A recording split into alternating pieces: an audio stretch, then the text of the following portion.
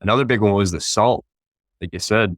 That's what I 'Cause- want to get to, man, because salt is everything, man. Like totally. that's life. Like Dr. James D. Nicolantonio, I had on a bunch like the salt fix, and it's all about the quality of the salts you put, but you also absorb it and what you put in it. And so many people know about Epsom salt baths, right? And just buy it from their local whatever's cheaper, Hmm. the cheapest Hmm. bag they just get, jump in there. My Totally. muscles feel better, but Totally. I read about your salt and I was like, oh man, I got to hear more about this. He talked about like alchemically alive magnesium bath blend from Vitality. So I was like, okay, I want to know about that. We could do a whole one just on that, but no. No So doubt. tell me about the salts. Yeah. So really, as I was floating, like we said, coming from more so from the biohacking background, the mineral optimization background, I had known obviously Epsom salts were great. I was using it, needed it for my martial arts career, I guess you could say, the soaks and everything like that. Yep.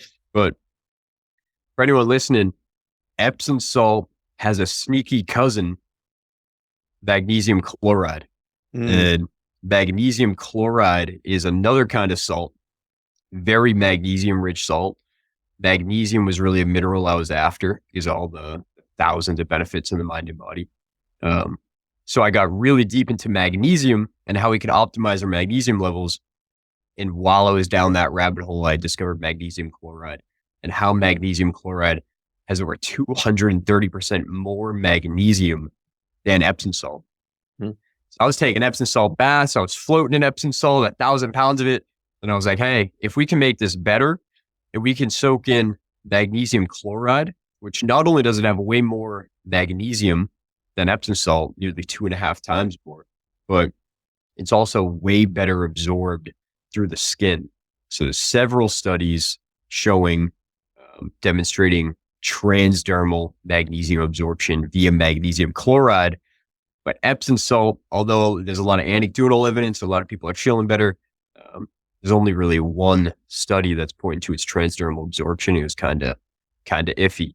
So we started filling our float tanks with magnesium chloride, and that was kind of the start of it, man. And after that float sesh, I just noticed even way deeper relaxation, anti-stress benefits, sleeping better at night. And again, after training, the recovery was through the roof. So I started noticing like a massive jump when I started using the magnesium chloride in the float tank.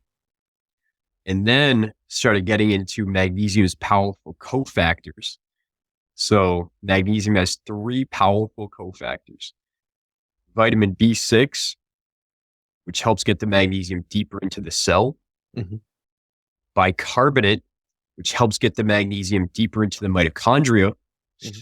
And then boron, which helps our body and our cells actually hold on to the magnesium longer. So if anyone at home, they're hip on magnesium, they want to up their mag levels, oral mag supplements, good tool. And so are magnesium rich foods. But unfortunately, a lot of our soils have been kind of depleted of magnesium, as I'm sure you know, from factory farming and NPK fertilizer, et cetera. And a lot of the oral mag supplements, although they're a great tool, a lot of them are taking 9 to 12 months to start to move the dial on our red blood cell magnesium levels in the body. Mm-hmm. So this is where transdermal mag comes in. So if someone's looking to get the benefits of magnesium that's absorbed through the skin, it's some really cool studies, dude, and you can actually see we've captured in a laboratory now, magnesium ions, which in the picture look like a blue dot, just going over to the hair follicles, getting magnetically pulled over to the hair follicles and getting shuttled down through the hair follicle directly into the bloodstream. Oh, wow.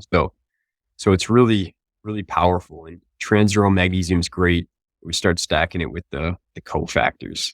It's like next level, dude. Yeah. We think of our skin only as this protective layer that doesn't allow anything in, when in reality, it is this kind of, interchanging always. Things go out, in, we sweat and release things and toxins and other things. And we take in so much, the good and the bad, meaning magnesium, good. Fluoride, chlorine, not so good. And I know you talked about that also. There's a blend that contains enzymes that neutralize the chemicals in tap water, right? How'd you get to that?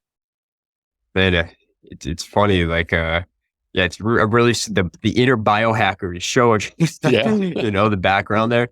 Yeah, there's a form of vitamin C has been shown to be really effective at. So even before, like, for example, I got a 7-year-old stepdaughter.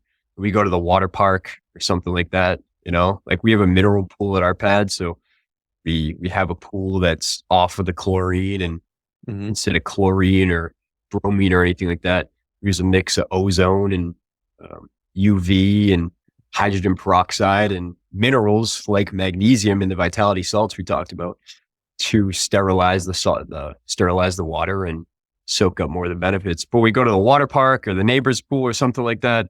There's toxins in there.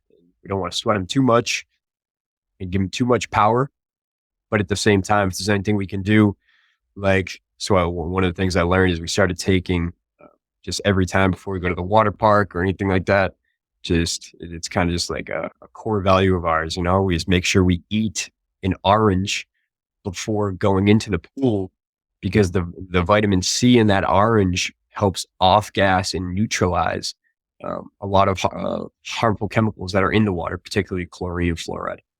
Yeah. So what we started to do is and vitamin C is something we use in the float tanks as well for this purpose, but we blended that into the Vitality Salts blend along with the cofactors, along with the purest magnesium chloride. So when you're in there, you pour this stuff in, you just give it a minute, it will neutralize any harmful chemicals. Like if you're bathing in tap water or foot soaking in tap water or anything like that, you'll neutralize it. You'll see it off gas. You'll smell it off gas. Then you pop in and soak in Vitality, man.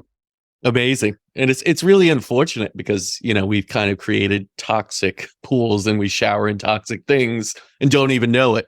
And, and I have this discussion a lot with people. It's like, yeah, but you're taking in so little of that, but it's accumulation. It's death by 1,000 paper cuts. It's the tap water you drink, the things that are in the air right now, the VOCs from the flame retardant, rug you're have right now, just sitting on the EMFs all around us right now. Right.